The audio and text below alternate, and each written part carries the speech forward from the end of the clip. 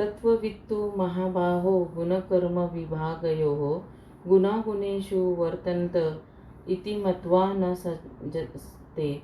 हे महाभाऊ अर्जुन, ज्याला परम सत्याचे ज्ञान आहे तो इंद्रियांमध्ये किंवा इंद्रिय तृप्तीमध्ये रममान होत नाही, कारण तो भक्तिपूर्ण कर्म आणि सकाम कर्म यांच्यातील भेद उत्तम प्रकारे जाणतो. तात्पर्य: परमसत्याचे ज्ञान असणारा मनुष्य प्राकृतिक संगतीमुळे होणाऱ्या आपल्या विचित्र अवस्थेला जाणतो. तो जाणतो की आपण पुरुषोत्तम भगवान श्रीकृष्ण यांचे अंश आहोत आणि आपले स्थान भौतिक सृष्टीमध्ये असू नये. आपण स्वरूपतः सच्चिदानंद भगवंतांचे अंश आहोत आणि कोणत्या तरी कारणास्तव आपण सर्व जीवनाच्या भौतिक संकल्पनेमध्ये गुरफटलो गेलो आहोत. त्याच्या विशुद्ध स्वरूपात त्याला आपली सर्व कर्मे पुरुषोत्तम भगवान श्रीकृष्णांच्या भक्तिमय सेवेमध्ये नियोजित करावयाची असतात. म्हणून तो स्वतःला कृष्ण भावनाभावित कर्मामध्ये संलग्न करतो आणि अनुषंगिक व अस्थायी असणाऱ्या भौतिक इंद्रियांच्या कर्मापासून तो स्वाभाविकपणेच अनासक्त होतो. तो जाणतो की आपले भौतिक बद्ध जीवन हे भगवंतांच्या परम नियंत्रणाखाली आहे. म्हणून तो कोणत्याही प्रकारच्या भौतिक प्रतिक्रियांमुळे विचलित होत नाही. सर्व प्रकारच्या भौतिक प्रतिक्रिया या आपापल्या भगवत कृपेमुळेच प्राप्त झाल्या आहेत असे तो मानतो. श्रीमद भागवताप्रमाणे तो परमसत्य ब्रह्म, परमात्मा, पुरुषोत्तम आणि श्री भगवान या तीन विविध स्वरूपांना जाणतो. त्याला तत्त्वित म्हटले जाते कारण त्याला परमसत्याशी संबंधित आपल्या वास्तविक स्थितीचे ज्ञान असते. प्रकृते गुणसमुधा सन्नते गुणकर्मसु तान कृत्सन विदो मंदान कृत्सन न विचालयेत. भौतिक प्रकृतीच्या गुणांनी मोहित झाल्यामुळे अज्ञानी लोक भौतिक कर्मात पूर्णपणे मग्न होतात आणि आसक्त होतात. पण असे कर्म करणाऱ्यांकडे ज्ञानाचा अभाव असल्यामुळे त्यांचे कर्म जरी कनिष्ठ असले तरी ज्ञानीजनांनी त्यांना विचलित करू नये. तात्पर्य: अज्ञानी व्यक्ती स्थूल भौतिक भावनेशी आपले मिथ्या तादात्म्य करतात आणि ते भौतिक उपाधिनी पूर्णपणे ग्रासलेले असतात. हे भौतिक शरीर म्हणजे प्रकृतीची एक देणगीच आहे आणि जी शारीरिक चेतनेमध्ये अत्यंत आसक्त आहे त्याला मंद किंवा आत्मज्ञान नसणारा मूढ व्यक्ती असे म्हटले जाते. अज्ञानी जन शरीरालाच आत्मा समजतात व इतरांशी नातलग म्हणून शारीरिक संबंध ठेवतात. ज्या भूमीत त्यांना शरीर प्राप्त होते त्या भूमीलाच ते पूजनीय मानतात आणि ते धार्मिक कर्मकांडांच्या विधींना सर्व काही मानतात. अशा भौतिक उपाधींनी ग्रासलेल्या मनुष्यांची सामाजिक, राष्ट्रीयता आणि परोपकारवाद इत्यादी कार्य असतात. अशा उपाधींच्या प्रभावाने ग्रस्त झालेल्या व्यक्ती नेहमी भौतिक क्षेत्रातच गुंतलेल्या असतात, कारण आध्यात्मिक साक्षात्कार म्हणजे एक कल्पनाच आहे असे त्यांना वाटते आणि त्यामुळे त्यांना आत्मसाक्षात्कार प्राप्तीमध्ये मुळीच स्वारस्य नसते. तरीही जे आध्यात्मिक जीवनात प्रगट झाले आहेत त्यांनी भौतिकतेने ग्रासलेल्या अशा व्यक्तींना विचलित करण्याचा प्रयत्न करू नये. त्यापेक्षा एखाद्याने स्वतःचे आध्यात्मिक कर्म शांतपणे करणे हेच उत्तम आहे. असे मोहित व्यक्ती अहिंसा आणि तत्सम सांसारिक परोपकारी कर्मे इत्यादींसारख्या जीवनाच्या प्राथमिक भौतिक तत्वांमध्ये निमग्न होऊ शकतात. अज्ञानी मनुष्यांना कृष्ण भावनाभावित कर्मांचे महत्त्व असू शकत नाही. म्हणून भगवान श्रीकृष्ण आपल्याला सल्ला देतात की आपण त्यांना विचलित करण्यामध्ये आपला मौल्यवान वेळ व्यर्थ वडू नये. पण भगवत भक्त हे भगवंतांपेक्षाही दयाळू आहेत, कारण त्यांना भगवंतांचा यथार्थ हेतू समजतो. यास्तव ते या प्रकारचा धोका पत्करतात. इतकेच काय तर ते अज्ञानी मनुष्याकडे जाऊन त्याला कृष्ण भावनाभावित कर्मांमध्ये संलग्न करण्याचा प्रयत्न करतात, कारण कृष्ण भावनाभावित होऊन कर्म करणे हे मनुष्यासाठी अत्यावश्यक आहे. मयी सर्वाणि कर्माणि संन्यस्याध्यात्मचेतसा निराशी हि निर्ममो भूत्वा युद्धस्व विगतज्वरः. म्हणून हे अर्जुन, माझ्या पूर्ण ज्ञानाने युक्त होऊन मला तुझी सर्व कर्मे समर्पित करून लाभेच्छा न ठेवता, स्वामित्वाचा दावा न करता आणि आलस्यरहित होऊन युद्ध कर. तात्पर्य: भगवद्गीतेचे प्रयोजन या श्लोकात स्पष्ट करण्यात आले आहे. भगवंत असा उपदेश देतात की जणू काही लष्करी शिस्तीला अनुसरून स्वकर्तव्यांचे पालन करण्याकरिता मनुष्याने पूर्णपणे कृष्ण भावनाभावित झाले पाहिजे. अशा प्रकारच्या आदेशाने गोष्टी थोड्या कठीण होऊ शकतील, तरीही श्रीकृष्णांवर पूर्णपणे विसंबून कर्तव्य पालन केलेच पाहिजे, कारण जीवाची तीच स्वरूपस्थिती आहे. भगवंतांच्या सहकार्याविना जीव स्वतंत्रपणे आनंदी होऊ शकत नाही. भगवंतांच्या इच्छेच्या अधीन होणे ही जीवाची शाश्वत वैधानिक स्थिती आहे. म्हणून जणू काही अर्जुनाचा सेनापती असल्याप्रमाणे भगवान श्रीकृष्णांनी त्याला युद्ध करण्याचा आदेश दिला. भगवंतांच्या सदिच्छेप्रित्यर्थ मनुष्याने सर्वस्वाचा त्याग केला पाहिजे आणि त्याचवेळी स्वामित्वाचा दावा न करता आपल्या नियत कर्माचे पालन केले पाहिजे. अर्जुनाला भगवंतांच्या आदेशाबद्दल विचार करावयाचा नव्हता, तर केवळ त्यांच्या आज्ञेचे पालन करावयाचे होते. भगवंत हे सर्व आत्म्यांचे आत्मा आहेत. म्हणून जो स्वतःचा विचार न करता संपूर्णपणे परमात्म्यावर अवलंबून असतो, किंवा दुसऱ्या शब्दात तो पूर्णपणे कृष्णभावना भावित असतो, त्याला अध्यात्मचेतस असं म्हटले जाते. निराशी ही म्हणजे कर्मफलांची आशा न ठेवता मनुष्याने स्वामीच्या आदेशानुसार कर्म करणे होय. खजिनदार आपल्या मालकासाठी लाखो रुपये मोजतो, पण तो एका पैशावरही आपला दावा करीत नाही. त्याचप्रमाणे मनुष्याने जाणले पाहिजे की जगातील कोणतीही वस्तू कोणा एका व्यक्तीच्या मालकीची नाही, तर प्रत्येक वस्तू भगवंतांच्या मालकीची आहे. हाच मयी या शब्दांचा खरा अर्थ आहे. अशा कृष्णभावनेमध्ये जेव्हा मनुष्य कर्म करतो, तेव्हा निश्चितच तो कोणत्याही गोष्टीवर स्वामित्वाचा दावा करीत नाही. याच भावनेला निर्मम अर्थात माझे काहीच नाही असे म्हटले जाते. शारीरिक स्तरावर संबंधित असणाऱ्या तथाकथित नातलगांचा विचार न करता भगवंतांनी दिलेल्या या कठोर आदेशांचे पालन करण्यास जर कोणी नाखुश असेल, तर त्याने त्या नाखुशीचा त्याग केला पाहिजे. या प्रकारे तो विगतज्वर अर्थात आळशी वृत्तीरहित किंवा सुस्तीरहित बनतो. प्रत्येकाला त्याच्या गुणवत्तेप्रमाणे आणि स्थितीप्रमाणे विशिष्ट प्रकारचे कर्म करावे लागते आणि अशा सर्व कर्मांचे आचरण वर वर्णन केल्याप्रमाणे कृष्ण भावनाभावित होऊन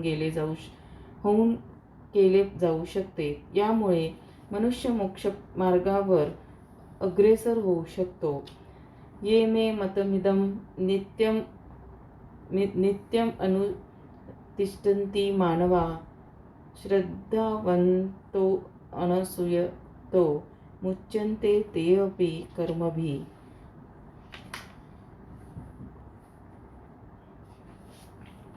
जे कोणी माझ्या आदेशानुसार आपले कर्म करतात आणि या उपदेशांचे द्वेषरहित होऊन श्रद्धेने अनुसरण करतात, ते सकाम कर्माच्या बंधनातून मुक्त. ये त्वेतदभ्यसूयन्तो नानुतिष्ठन्ति मे मतं सर्वज्ञानविमूढा स्थानविधी नष्टानचेतसः. परंतु जे द्वेषभावनेने या आदेशांची उपेक्षा करतात आणि त्यांचे पालन करीत नाहीत, त्यांना ज्ञानशून्य, मूढ आणि सिद्धी प्राप्त करण्याच्या प्रयत्नात ते भ्रष्ट झालेले आहेत असे समजावे. तात्पर्य: कृष्ण भावनाभावित न होण्याचा दोष या श्लोकात स्पष्टपणे सांगितला आहे. ज्याप्रमाणे उच्च शासकीय अधिकाऱ्याच्या आज्ञेचा भंग केल्यास शिक्षा होते, त्याचप्रमाणे पुरुषोत्तम श्री भगवान यांची अवज्ञा केल्यास निश्चितच शिक्षा होते. अवज्ञा करणारा व्यक्ती कितीही महान असला तरी तो हृदयशून्य असल्यामुळे त्याला स्वतःच्या आत्म्याविषयी तसेच परब्रह्म, परमात्मा आणि भगवान यांच्याविषयी सुद्धा अज्ञान असते. म्हणून त्यांच्यासाठी जीवनसिद्धीची मुळीच आशा नसते. सदृशं चेष्टते स्वस्याः प्रकृतेः ज्ञानवानपि प्रकृती यान्ति भूतानि निग्रहा किं करिष्यति. ज्ञानी मनुष्यसुद्धा आपल्या स्वतःच्या प्रकृतीनुसार कार्य करतो, कारण प्रत्येक जण 3 गुणांद्वारे प्राप्त झालेल्या प्रकृतीनुसार कार्य करतो. बळेच निग्रह केल्याने काय साधणार आहे. तात्पर्य: जोपर्यंत मनुष्य कृष्ण भावनेच्या दिव्य स्तरामध्ये स्थित होत नाही तोपर्यंत तो भौतिक प्रकृतीच्या गुणांच्या प्रभावातून मुक्त होऊ शकत नाही व याची पुष्टी भगवंतांनी 7व्या अध्यायात केली आहे. म्हणून भौतिकदृष्ट्या अत्यंत उच्च शिक्षित मनुष्यालाही केवळ सैद्धांतिक ज्ञानाद्वारे किंवा शरीरापासून आत्म्याला पृथक करण्याने मायेच्या जंजाळातून मुक्त होणे शक्य नाही. असे अनेक तथाकथित अध्यात्मवादी आहेत जे वरकरणी ज्ञानामध्ये आपण बरेच प्रगत आहोत असे दर्शवितात, पण अंततः किंवा खाजगी रीतीने ते दुस्तर अशा विशिष्ट प्राकृतिक गुणांच्या पूर्णपणे अधीन झालेले असतात. शैक्षणिकदृष्ट्या एखादा अत्यंत विद्वान असू शकतो, पण भौतिक प्रकृतीशी त्याने दीर्घ काळासाठी संग केल्याने तो बद्धच आहे. भौतिक अस्तित्वासाठी एखादा जरी आपल्या विहित कर्मामध्ये मग्न असला तरी त्याला भौतिक जंजाळातून मुक्त होण्यास कृष्ण भावना सहाय्यकारक ठरते. म्हणून पूर्णपणे कृष्ण भावनाभावित झाल्याविना मनुष्याने आपल्या नियत कर्माचा त्याग करू नये. अचानकपणे कोणीही नियत कर्माचा त्याग करून कृत्रिम रीतीने तथाकथित योगी किंवा अध्यात्मवादी होऊ नये. त्याने आपल्या प्राप्त परिस्थितीतच स्थित राहून उत्तम प्रशिक्षणाखाली कृष्ण भावनेची प्राप्ती करण्याचा प्रयत्न करणे योग्य आहे. याप्रमाणे तो कृष्णाच्या मायाशक्तींच्या तावडीतून मुक्त होऊ शकतो. इंद्रियस्येन्द्रियस्यार्थे रागद्वेषौ व्यवस्थितौ तयोः न वशमागच्छेत्तौ हास्यपरिपंथिनौ. इंद्रिय आणि इंद्रिय विषयक यांच्याशी संबंधित आसक्ती आणि विरक्ती यांना नियंत्रित करण्यासाठी नियम आहेत. मनुष्याने अशा आसक्ती आणि विरक्तीने प्रभावित होऊ नये, कारण आत्मसाक्षात्काराच्या मार्गात ते अडथळेच आहेत. तात्पर्य: जे कृष्ण भावनाभावित आहेत त्यांना स्वाभाविकपणेच भौतिक इंद्रियतृप्तीमध्ये मग्न होण्याकडे कल नसतो, पण जे कृष्ण भावनाभावित नाहीत त्यांना शास्त्रामधील विधी-निषेधांचे पालन करणे आवश्यक आहे. अनिर्बंध इंद्रियतृप्ती भौतिक बंधनास कारणीभूत ठरते, पण जो शास्त्रातील विधी-निषेधांचे पालन करतो तो इंद्रिय विषयांद्वारे बद्ध होत नाही. उदाहरणार्थ, लैंगिक उपभोग ही एक बद्ध जीवनासाठी अत्यावश्यक बाब आहे. विवाह बंधनाखाली लैंगिक भोगास अनुमती देण्यात आली आहे. शास्त्रांच्या आदेशानुसार मनुष्याला आपल्या पत्नीशिवाय इतर कोणत्याही स्त्रीबरोबर भोग करण्यास मनाई करण्यात आली आहे. इतर सर्व स्त्रियांना त्याने मातेसमान मानले पाहिजे, पण असे आदेश असतानाही मनुष्याचा परस्त्री संबंध ठेवण्याकडे कल असतो. या प्रवृत्ती निग्रहित करणे आवश्यक आहे, नाहीतर त्या आत्मसाक्षात्काराच्या मार्गामध्ये विघ्नकारक बनतात. जोपर्यंत भौतिक शरीर आहे तोपर्यंत भौतिक शरीराच्या गरजा पुरविण्यास अनुमती आहे, परंतु या गरजा शास्त्रीय विधी-विधानानुसारच भागविण्यास अनुमती आहे. आणि तरीही अशा विधी-निषेधांवर आपण विसंबून राहू नये. अशा विधी-निषेधांवर आसक्त न होता मनुष्याने त्यांचे पालन केले पाहिजे, कारण ज्याप्रमाणे राजमार्गावरही नेहमी अपघाताची शक्यता असते, त्याचप्रमाणे विधिनिषेधानुसार केलेल्या इंद्रियतृप्तीनेही तो वामन मार्गाकडे जाऊ शकतो. जरी राजमार्गाचे काळजीपूर्वक रक्षण केले जाते तरी अशा अत्यंत सुरक्षित रस्त्यावर काहीच धोका नसल्याची कुणीही हमी देऊ शकणार नाही. भौतिक संगतीमुळे इंद्रियतृप्ती करण्याची प्रवृत्ती अनादिकालापासून चालत आली आहे. म्हणून नियंत्रित इंद्रियतृप्ती केल्यानेही पतन होण्याची शक्यता असतेच. यास्तव नियंत्रित इंद्रियभोग करण्याची आसक्ती सर्व प्रकारे टाळलीच पाहिजे. कृष्ण भावनेवर आसक्ती ठेवल्याने किंवा श्रीकृष्णांच्या प्रेममयी सेवेमध्ये नेहमी कर्म करण्याने मनुष्य सर्व इंद्रियजन कृत्यांपासून अनासक्त होतो. म्हणून जीवनाच्या कोणत्याही स्थितीमधून कृष्ण भावनेपासून कोणीही अनासक्त होण्याचा प्रयत्न करू नये. सर्व प्रकारच्या इंद्रियांच्या आसक्तीपासून अनासक्त होण्याचा मूळ उद्देश म्हणजे कृष्ण भावनेच्या स्तरावर स्थित होणे होय. श्रेयान्स्वधर्मो विगुणाः परधर्मस्वनुष्ठितात् स्वधर्मे निधनं श्रेयः परधर्मो भयावहा. इतरांच्या कर्माचे उत्तम रीतीने पालन करण्यापेक्षा स्वतःच्या नियमकर्माचे दोषयुक्त असले तरी पालन करणे अधिक श्रेयस्कर आहे. स्वतःचे कर्म करताना जरी एखाद्याचा विनाश झाला तरी दुसऱ्याचे कर्म करण्यापेक्षा ते श्रेयस्कर आहे, कारण दुसऱ्याच्या मार्गाचे अनुसरण करणे भयावह असते. तात्पर्य: म्हणून मनुष्याने इतरांच्या नियत कर्मांचे अनुसरण करण्यापेक्षा पूर्णपणे कृष्ण भावनेमध्ये आपले नियत कर्म करावे. भौतिकदृष्ट्या प्रकृतीच्या गुणांच्या प्रभावाखाली मनुष्याच्या मानसिक आणि शारीरिक स्थितीला अनुसरून सांगण्यात आलेली कर्मे म्हणजे नियत कर्मे होत. आध्यात्मिक कर्मे म्हणजे श्रीकृष्णांच्या दिव्य सेवेसाठी आध्यात्मिक गुरूने दिलेल्या आज्ञेनुसार केलेली कर्मे होत. परंतु भौतिक असो या आध्यात्मिक असो, मनुष्याने दुसऱ्याच्या नियत कर्माचे अनुकरण करण्यापेक्षा मृत्यूच्या अंतिम क्षणापर्यंत आपल्याच नियत कर्मामध्ये दृढ राहिले पाहिजे. आध्यात्मिक स्तरावरील कर्मे आणि भौतिक स्तरावरील कर्मे ही भिन्न असू शकतात, परंतु कर्म करणाऱ्यासाठी अधिकृत मार्गदर्शनानुसार आचरण करण्याचे तत्त्व नेहमीच उत्तम असते. जेव्हा मनुष्य भौतिक गुणांच्या अधिपत्याखाली असतो तेव्हा त्याने आपल्या विशिष्ट परिस्थितीनुसार शास्त्रांच्या नियमांचे पालन केले पाहिजे. तसेच त्याने इतरांचे अनुकरण करू नये. उदाहरणार्थ, सत्वगुणामध्ये असणारा ब्राह्मण अहिंसक असतो, तर क्षत्रिय हा राजसिक गुणांमध्ये असल्यामुळे त्याला हिंसक बनण्याची मुभा आहे. यास्तव अहिंसक तत्वांचे पालन करणाऱ्या ब्राह्मणाचे अनुकरण करण्यापेक्षा क्षत्रियाने हिंसक नियमांचे पालन करतेवेळी पराभूत होणे हेच त्याच्यासाठी श्रेयस्कर आहे. प्रत्येकाने आकस्मिकपणे आपली हृदयशुद्धी न करता कर्माक्रमाने करावी. तरीही जेव्हा एखादा भौतिक गुणांच्या पलीकडे जातो आणि पूर्णपणे कृष्णभावनेत स्थित होतो तेव्हा प्रमाणित आध्यात्मिक गुरूंच्या मार्गदर्शनाखाली तो कोणतीही गोष्ट करू शकतो. कृष्ण भावनेच्या अशा परिपूर्ण अवस्थेमध्ये क्षत्रिय हा ब्राह्मणाप्रमाणे कार्य करू शकतो किंवा ब्राह्मण हा क्षत्रियाप्रमाणे कार्य करू शकतो. दिव्य आध्यात्मिक स्तरावर भौतिक जगातील विषमता लागू पडत नाही. उदाहरणार्थ, विश्वामित्र हे मूलतः क्षत्रिय होते, पण नंतर त्यांनी ब्राह्मण म्हणून कार्य केले. तर परशुराम हे मूळतः ब्राह्मण होते, पण नंतर त्यांनी क्षत्रिय म्हणून कार्य केले.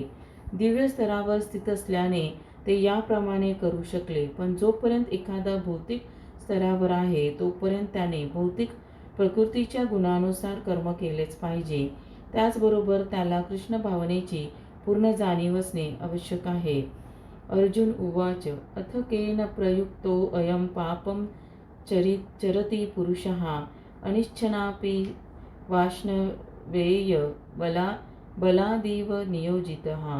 अर्जुन म्हणाला, हे वृष्णी वंशजा, कशामुळे मनुष्य त्याची इच्छा नसतानाही जणू काही बळेच पापकर्मी करण्यास प्रेरित होतो. तात्पर्य: जीव हा भगवंतांचा अंश असल्यामुळे मूळतः आध्यात्मिक विशुद्ध आणि सर्व भौतिक कल्मशापासून मुक्त असतो. म्हणून स्वभावतःच तो भौतिक जगाच्या पापामुळे प्रभावित होत नाही. परंतु जेव्हा तो भौतिक प्रकृतीशी संबंधित असतो तेव्हा तो निःसंकोचपणे अनेक पापमय मार्गाचे आचरण करतो. कधी कधी या प्रकारचे आचरण करण्याची त्याची इच्छाही नसते. यास्तव जीवाच्या विकृत स्वभावाबद्दल अर्जुनाने श्रीकृष्णांना विचारलेला प्रश्न समर्पक होता. जरी काही वेळा जीवाला पाप करावयाचे नसले तरी त्याला बळेच पाप करण्यास भाग पाडले जाते. तथापि पापकर्मे करण्यास अंतर्यामी परमात्मा प्रेरित करीत नसून इतर कारणांमुळे पापकर्मे घडतात त्यासंबंधी पुढील श्लोकात भगवंतांनी सांगितले आहे. श्री भगवान उवाच काम एष क्रोध एष रजोगुण सम उद्धवः महाशनो महापापमा विद्वयेन्मिह वैरिणम. श्री भगवान म्हणाले, हे अर्जुना, रजोगुणाच्या संपर्कातून उत्पन्न झालेला हा काम आहे आणि नंतर तो क्रोधामध्ये रूपांतरित होतो. तोच या जगताचा सर्वभक्षक महापापी शत्रू आहे. तात्पर्य: ज्यावेळी एखादा जीव भौतिक सृष्टींच्या संपर्कात येतो तेव्हा रजोगुणांच्या संगामुळे त्याच्या श्रीकृष्णांशी असणाऱ्या शाश्वत प्रेमाचे रूपांतर कामविकारात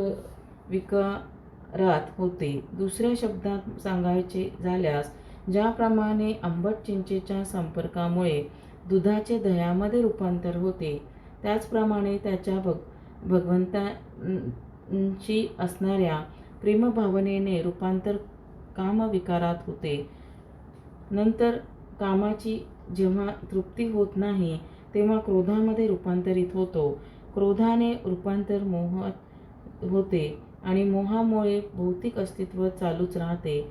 म्हणून काम हा जीवाचा महाशत्रू आहे आणि केवळ हाच काम विशुद्ध जीवाला भौतिक जगतात गुरफटून राहण्यास प्रेरित करतो. क्रोध हा तमोगुणाचे प्रकटीकरण आहे. प्रकृतीचे हे गुण स्वतःला क्रोध आणि तत्सम उपविकारांच्या रूपात प्रकट करतात. म्हणून जर रजोगुणाचे तपोगुणात अधःपतन करण्याऐवजी त्याची जगण्याच्या आणि कर्म करण्याच्या विधीद्वारे सत्वगुणप्रत उन्नती केली तर मनुष्याचे क्रोधामुळे होणाऱ्या अंधपतनापासून आध्यात्मिक आसक्तीद्वारे रक्षण होऊ शकते. पुरुषोत्तम श्री भगवान हे आपल्या नित्य बुद्धिगत होणाऱ्या आध्यात्मिक आनंदासाठी स्वतःला अनेक रूपांमध्ये विस्तारित करतात आणि जीव हे याच आध्यात्मिक आनंदाचे अंश आहेत. जीवांना आंशिक स्वातंत्र्यही आहे, परंतु आपल्या स्वातंत्र्याचा दुरुपयोग केल्यामुळे जेव्हा त्यांचा सेवाभाव इंद्रिय भोग करण्याच्या प्रवृत्तीमध्ये रूपांतरित होतो तेव्हा ते कामाच्या अधिपत्याखाली येतात. या भौतिक सृष्टीची निर्मिती भगवंतांनी बद्ध जीवांना आपल्या कामवृत्तीची पूर्तता करता यावी म्हणून केली आहे. दीर्घकाळ कामवासनांची पूर्ती करण्याच्या प्रयत्नात निष्फळ झाल्यावर जीव आपल्या वास्तविक स्वरूप परिस्थितीत बद्दल जिज्ञासू होतात. ही जिज्ञासा म्हणजेच वेदांत सूत्रांचा प्रारंभ आहे. वेदांत सूत्रांच्या आरंभीच म्हटले आहे की अथातो ब्रह्म जिज्ञासा, मनुष्याने परम तत्वाबद्दल जिज्ञासा करावी. श्रीमद भागवतात ब्रह्म याची व्याख्या पुढील प्रमाणे करण्यात आली आहे. जन्माद्यस्य यतो अन्वयादितरश्च, म्हणजे परब्रह्म हेच प्रत्येक गोष्टीचे उत्पत्तीस्थान आहे. म्हणून कामाचा उगमही परब्रह्मामध्येच होतो. यास्तव जर कामाचे रूपांतर परब्रह्मावरील प्रेमामध्ये केले अथवा कृष्ण भावनेमध्ये केले किंवा दुसऱ्या शब्दांत सांगावयाचे तर श्रीकृष्णांच्याच सेवेसाठी सर्व गोष्टीची अपेक्षा ठेवल्यास काम आणि क्रोध या दोहोंना आध्यात्मिक स्वरूप प्राप्त होऊ शकते. भगवान श्रीराम यांचा अनन्य सेवक हनुमान याने रावणाच्या सुवर्णलंकेला भस्मात करून आपला क्रोध प्रदर्शित केला, परंतु असे केल्याने तो भगवंतांचा महान भक्त बनला. या ठिकाणी श्रीमद भगवद्गीतेतही भगवान आपल्या संतुष्टीकरिता अर्जुनाला शत्रूवर क्रोधित होण्यासाठी प्रेरित करीत आहेत. म्हणून काम आणि क्रोध जेव्हा कृष्ण भावनेमध्ये उपयोगात आणले जातात तेव्हा ते आपले शत्रू नसून मित्र होतात. धूमेना म्रियते बहिर्यथादर्शो मलेन च यथोल्बेनावृतो गर्भस्था तेनेदमावृतम्. ज्याप्रमाणे धुराने अग्नी, धुळीने आरसा आणि वारेने गर्भ वेष्टीला जातो, त्याचप्रमाणे जीव या कामाद्वारे विविध प्रमाणात आच्छाद दिला जातो. तात्पर्य: जीवावर 3 प्रकारची आच्छादने आहेत ज्यामुळे त्याची विशुद्धता चेतना धूसर होते. ज्याप्रमाणे अग्नीमध्ये धूर, आरशावर धूळ आणि गर्भाशयामध्ये गर्भ असतो, त्याप्रमाणे जीवावरील आवरणे म्हणजे कामाचीच विविध रूपे आहेत. जेव्हा कामाची तुलना धुराशी करण्यात येते, तेव्हा समजावे की जीवरूपी अग्नीची जोडीची जाणीव होते. दुसऱ्या शब्दात सांगायचे तर, जेव्हा जीव आपली कृष्णभावना अल्पशा प्रमाणात प्रकट करतो, तेव्हा त्याची तुलना धुराने आच्छादित अग्नीशी करता येते. ज्या ठिकाणी धूर असतो त्या ठिकाणी निश्चितच अग्नी असला तरी प्रारंभिक अवस्थेमध्ये अग्नी उघडपणे प्रकट होत नाही.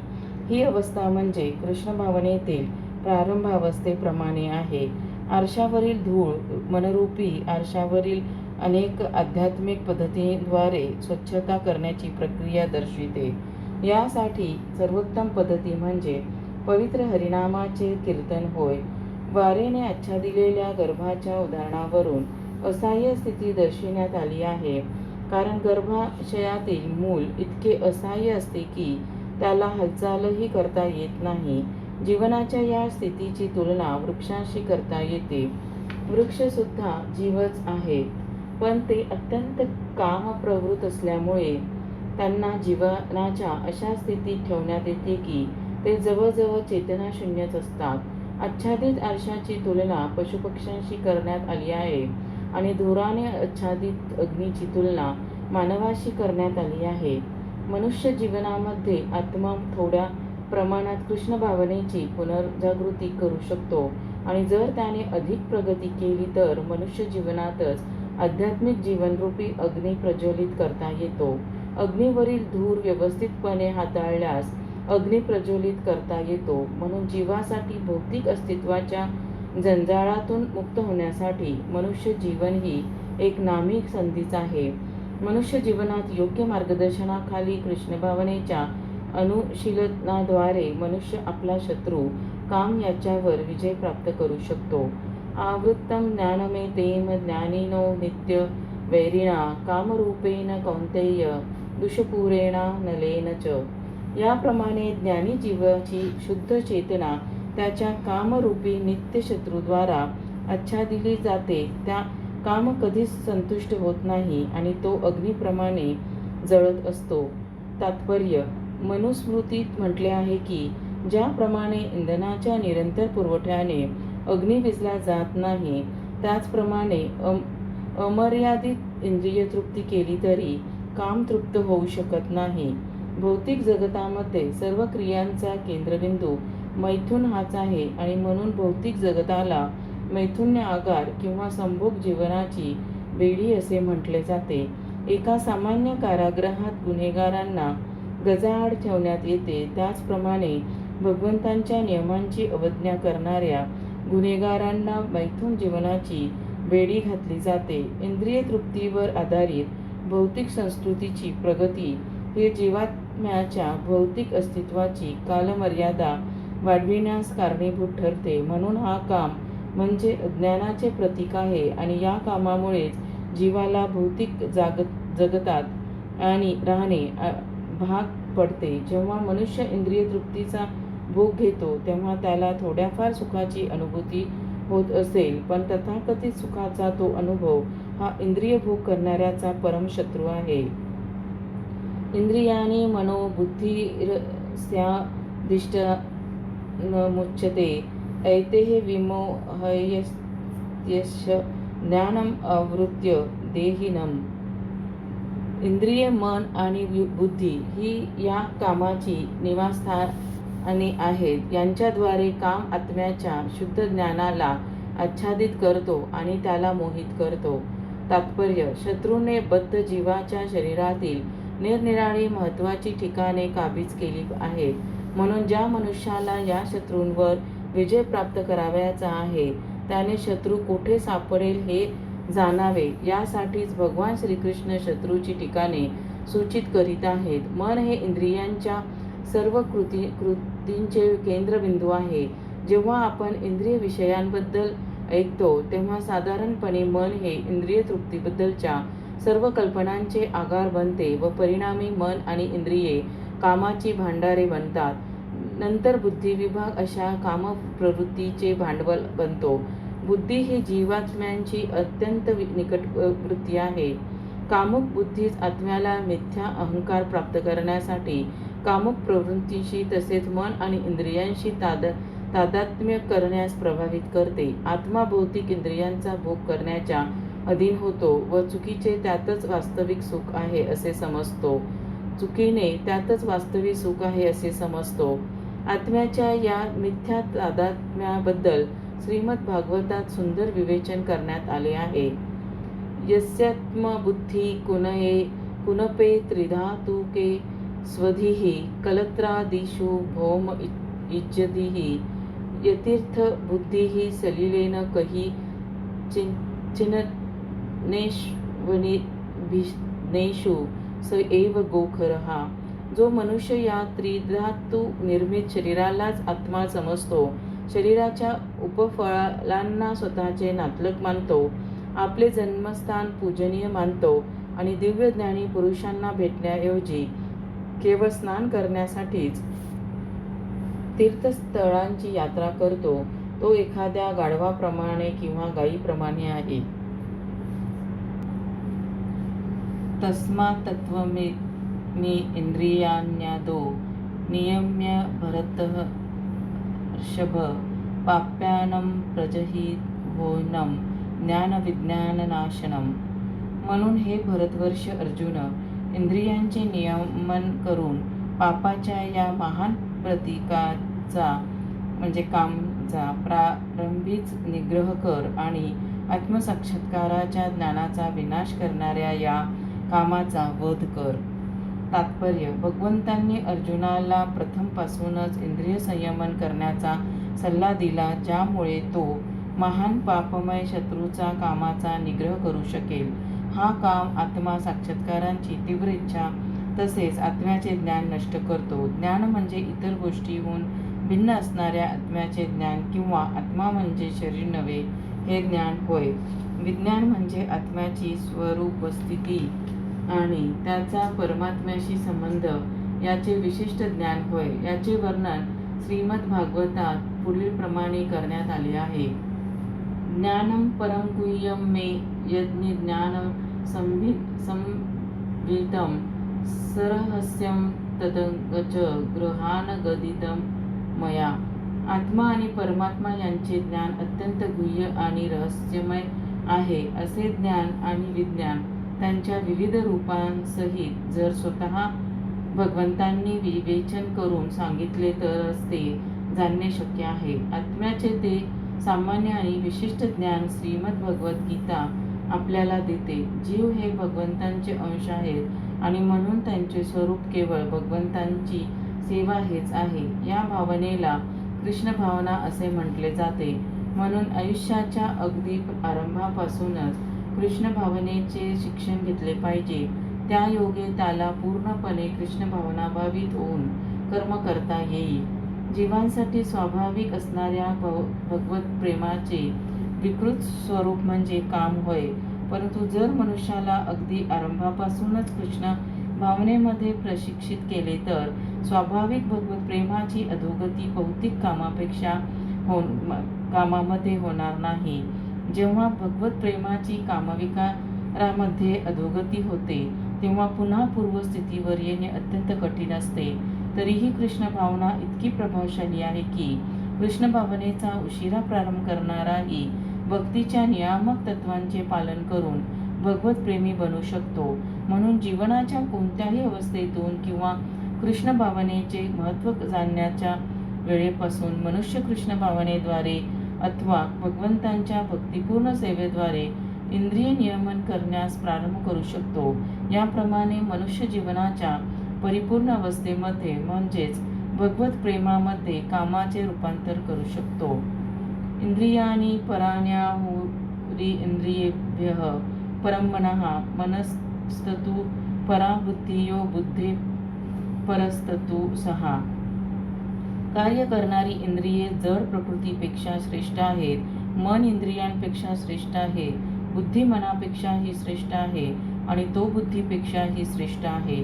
तात्पर्य: कामाच्या कार्यांची इंद्रिये ही विविध द्वारे आहेत. कामाला शरीरामध्ये संग्रहित करून ठेवण्यात येते, पण इंद्रियाद्वारे त्याला मोकळी वाट करून दिली जाते. म्हणून इंद्रिये ही एकंदर शरीरापेक्षा श्रेष्ठ आहेत. जेव्हा या इंद्रियाद्वारामध्ये परम भावना किंवा कृष्ण भावना असते, तेव्हा ही द्वारे उपयोगात आणली जात नाहीत. कृष्ण भावनेमध्ये आत्मा भगवंतांशी प्रत्यक्ष संबंध प्रस्थापित करतो. म्हणून या ठिकाणी वर्णन केलेल्या क्रमिक शारीरिक क्रियांचा अंत शेवटी परमात्म्यामध्ये होतो.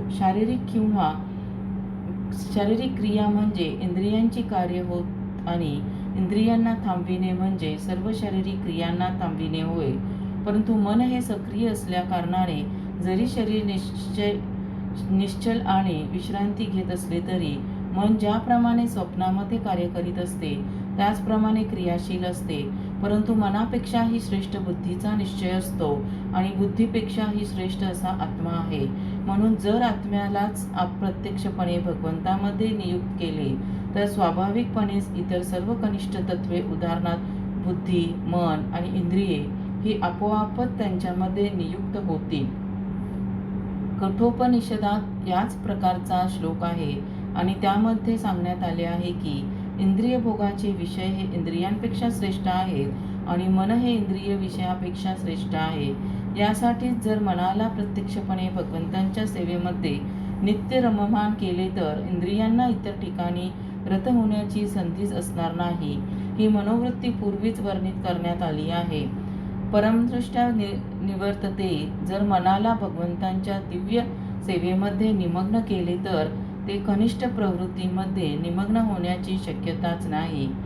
कठोपनिषदात आत्म्याचे वर्णन महान किंवा मोठा असे करण्यात आले आहे.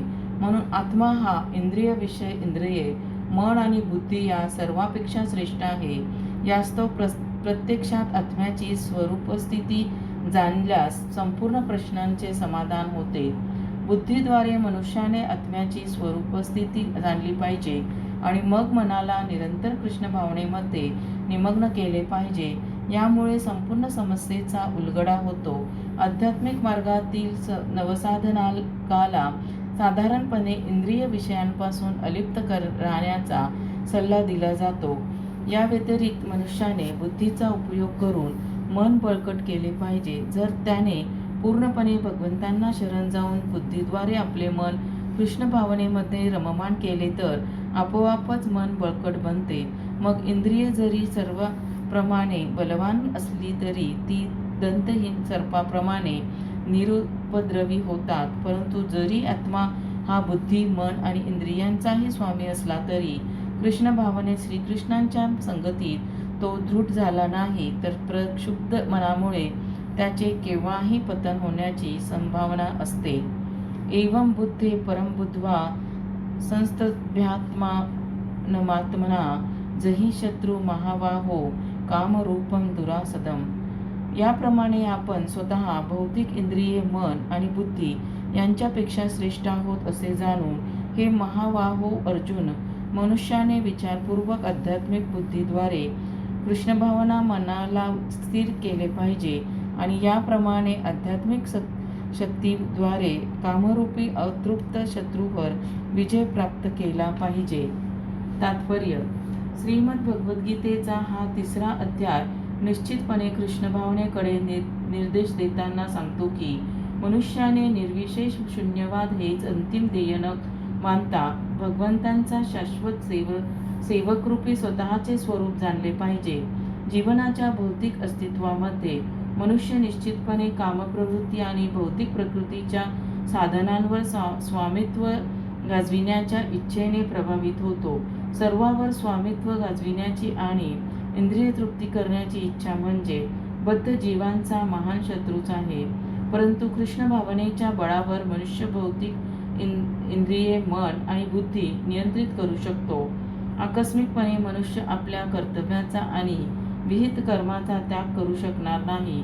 परंतु भौतिक इंद्रिये आणि मन यांपासून प्रभावित न होता स्वतःच्या विशुद्ध स्वरूपावर स्थिर झालेल्या बुद्धीद्वारे क्रमशः कृष्णभावनेचा विकास करून मनुष्य दिव्य स्थितीमध्ये स्थिर होऊ शकतो. हेच या अध्यायाचे प्रमुख सार आहे.